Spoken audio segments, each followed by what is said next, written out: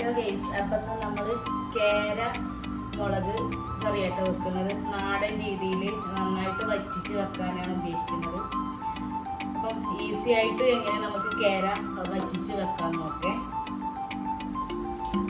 അപ്പോൾ ഇതിക്ക് വേണ്ട ഇൻഗ്രീഡിയൻസ് എന്തൊക്കെയാണെന്ന് നോക്കാം. 2 ചെറിയ തക്കാളി, 2 പച്ചമുളകാണ്. നമുക്ക് എരിവിനനുസരിച്ച് കൂട്ടിയും കുറച്ച് കൊടുക്കാം. മുളക് കറി ആയതുകൊണ്ട് 1 2 എടുത്താൽ മതിയോ, ഇതിൽ കൂടുതൽ എടുക്കാതിരിക്കുക നല്ലത്. പിന്നെ ചെറിയൊരു സവാള എടുത്തിട്ടുണ്ട്.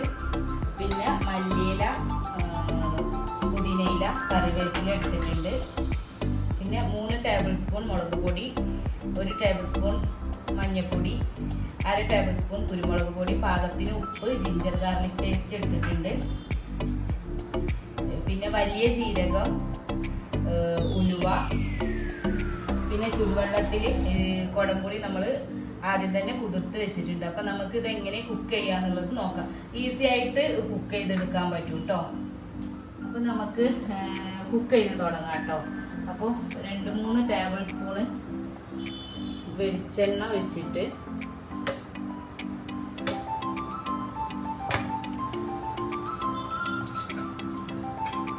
അതിലോട്ട് നമുക്ക് വലിയ ജീരകം, എന്താ പറയുക, ഉലുവ ഇട്ടിട്ട് ഒന്ന് ജസ്റ്റ് പൊട്ടിച്ചെടുക്കാവേ.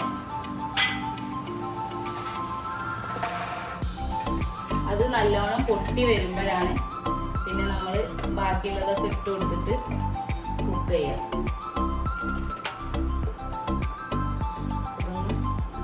പൊട്ടി വരാം. അപ്പൊ ഇനി നമുക്ക് ഇതിലേക്ക് ഉള്ളിയും തക്കാളി പച്ചമുളകും ഒക്കെ ഇട്ടിട്ട് നന്നായിട്ട് വഴറ്റിയെടുക്കാം കേട്ടോ.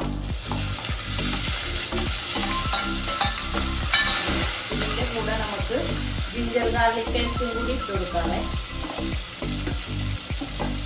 ഉപ്പും ഇതിൻ്റെ കൂടെ തന്നെ ഇടുന്നുണ്ട്.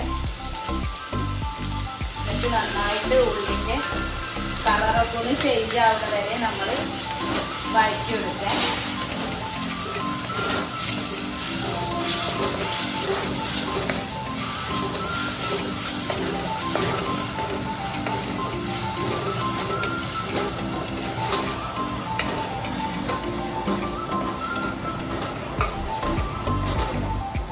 അപ്പം ഇനി നമുക്ക് ഇതിൽ എണ്ണ നന്നായിട്ട് തെളിഞ്ഞ് വരുന്ന ടൈമിൽ മുളക് പൊടി, മഞ്ഞൾപ്പൊടി, കുരുമുളക് പൊടി ഒക്കെ ഇട്ടിട്ട് ഒന്നും കൂടി വഴറ്റിയെടുക്കണേ. ഇതേപോലെ എണ്ണ നന്നായിട്ട് തെളിഞ്ഞ് വരണം. ആ ടൈമിൽ സിമ്മ് കുറച്ച് വെച്ചിട്ട് വേണം ചെയ്യാൻ, അല്ലെങ്കിൽ ചുമ ഒക്കെ വരാൻ സാധ്യത ഉണ്ട്. സിമ്മിലിട്ടിട്ട് മാത്രം ചെയ്യുക. മുളക് പൊടി ഇട്ട് കഴിഞ്ഞാൽ വഴറ്റുന്ന മുന്നേ സിമ്മിലിട്ടിട്ട് മാത്രം ചെയ്യാം കേട്ടോ. നമ്മളിത് വറ്റിച്ചെടുക്കണോണ്ട് തന്നെ അധികം വെള്ളം ചേർക്കാതിരിക്കാവും നല്ലത് കേട്ടോ.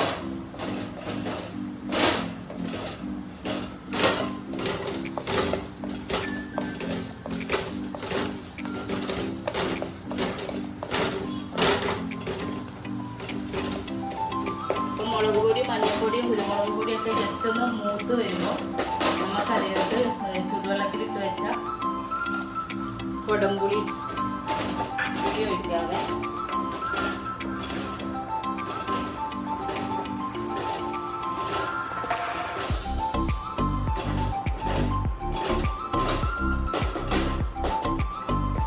ഇനി ഇതിൽ ആവശ്യത്തിന് വെള്ളം കൂടി നമ്മൾ ചേർക്കുകയാണ്. ഒരുപാട് വെള്ളം ഒഴിക്കേണ്ട, കാരണം നമ്മൾ വറ്റിച്ചാണ് എടുക്കുന്നത്. അപ്പം അതിനനുസരിച്ച് മാത്രം വെള്ളം ചേർത്താൽ മതിയാവും.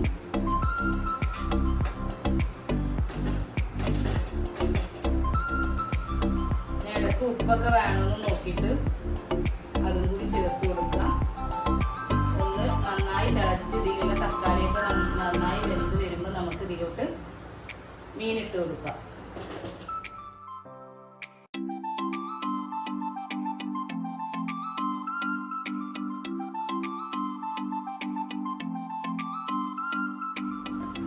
അപ്പം നമ്മുടെ കറി ഏകദേശം വറ്റി വന്നിട്ടുണ്ട്. അതിലോട്ട് നമുക്ക് കഴുകി വെച്ചിട്ടുള്ള മീൻ ചേർക്കാവേ.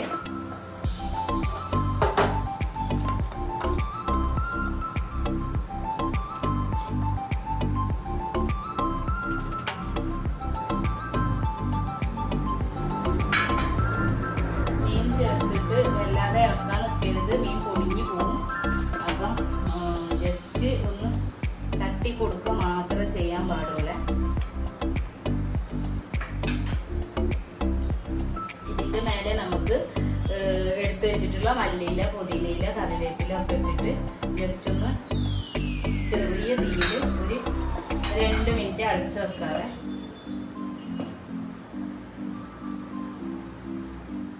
അപ്പൊ നമ്മളിത് അടച്ചു വെച്ചിട്ട് 5 മിനിറ്റ് ആയി. അപ്പൊ നമ്മൾ തുറക്കാൻ പോവുകയാണ്.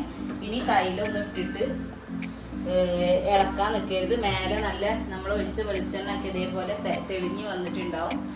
അപ്പം ഇനി കയ്യിലൊന്നിട്ട് ഇത് ഇളക്കാനും നിൽക്കരുത്.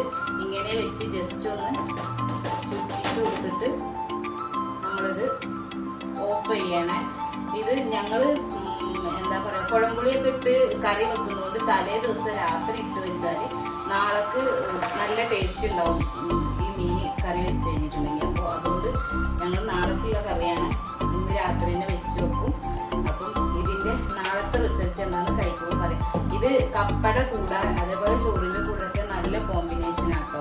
പിന്നെ നമ്മളെ ചക്കപ്പുഴുക്കിന്റെ കൂടെ ഒക്കെ അടിപൊളിയാണ്. അപ്പൊ എല്ലാവരും ഇതൊന്ന് ട്രൈ ചെയ്ത് നോക്കിയിട്ട് ഫീഡ്ബാക്ക് അറിയിക്കണേ. അപ്പൊ നല്ലൊരു വീഡിയോ ആയിട്ട് ഇനിയും കാണുന്നത് വരെ ഹാവ് എ നൈസ് ഡേ.